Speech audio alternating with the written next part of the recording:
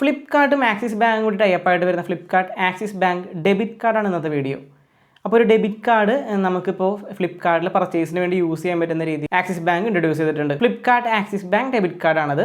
അപ്പോൾ ഈ കാർഡിന് മെയിനായിട്ട് വരുന്ന ഫീച്ചർ 5% ക്യാഷ് ബാക്ക് ആണ് നമ്മൾ ഫ്ലിപ്കാർട്ട് വഴി ചെയ്യുന്ന പേയ്മെൻറ്റ് നമുക്ക് കിട്ടുന്നത്. UPI പേയ്മെൻറ്റിന് നമുക്ക് ഫ്ലിപ്കാർട്ട് വഴിയാണ് ചെയ്യുന്നതെങ്കിൽ നമുക്ക് ക്യാഷ് ബാക്ക് 5% കിട്ടുന്നുണ്ട്.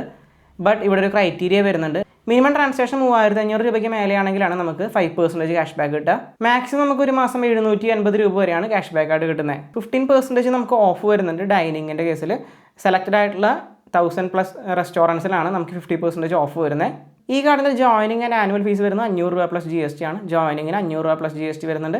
ആനുവൽ ഫീസ് നമുക്ക് 500 രൂപ + GST ആണ് വരുന്നത്. ഈ കാർഡിൻ്റെ വിഡ്രോവൽ ലിമിറ്റ് കുറച്ച് ഹൈ ആണ്. കമ്പയർ ചെയ്ത് നോക്കുമ്പോൾ ക്യാഷ് വിഡ്രോവൽ ഡെയിലി ലിമിറ്റ് വരുന്നത് 50,000 രൂപയാണ്.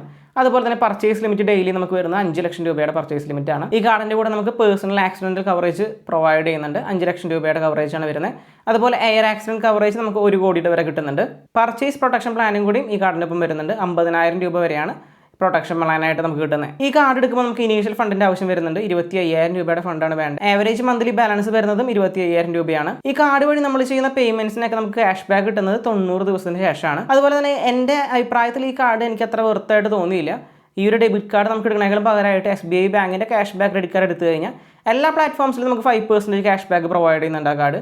അതുപോലെ തന്നെ ഫ്ലിപ്കാർട്ടിൻ്റെ Axis bank credit card compare ചെയ്ത് നോക്കിയാൽ പോലും ആ കാർഡ് ഇതിനേക്കാൾ ബെറ്റർ ആയിട്ട് തോന്നുന്നുണ്ട്. ജോയിനിങ് ഫീസ് ആനുവൽ ഫീസും 500 രൂപ + GST അതേപോലെ തന്നെയാണ് ഫ്ലിപ്കാർട്ട് ആക്സിസ് ബാങ്ക് ക്രെഡിറ്റ് കാർഡിലും വരുന്നത്. പിന്നെ ഇതിൽ ഇനീഷ്യൽ ഡെപ്പോസിറ്റ് വേണം. പിന്നെ മന്ത്ലി നമ്മൾ 25,000 രൂപ കീപ്പ് ചെയ്യുകയും ചെയ്യണം. അങ്ങനെയൊക്കെ വെച്ച് നോക്കുമ്പോൾ എനിക്ക് ഈ കാർഡ് അത്രയ്ക്കും വലിയ ബെനിഫിറ്റ് ആയിട്ടൊരു അക്കൗണ്ട് ആയിട്ട് തോന്നുന്നില്ല. ആക്സിസ് ബാങ്കിൽ നിങ്ങൾക്ക് ഒരു അക്കൗണ്ട് തുടങ്ങണമെന്ന് താല്പര്യം ഉണ്ടെങ്കിൽ നിങ്ങൾക്ക് വേണമെങ്കിൽ അക്കൗണ്ട് കൺസിഡർ ചെയ്യാം.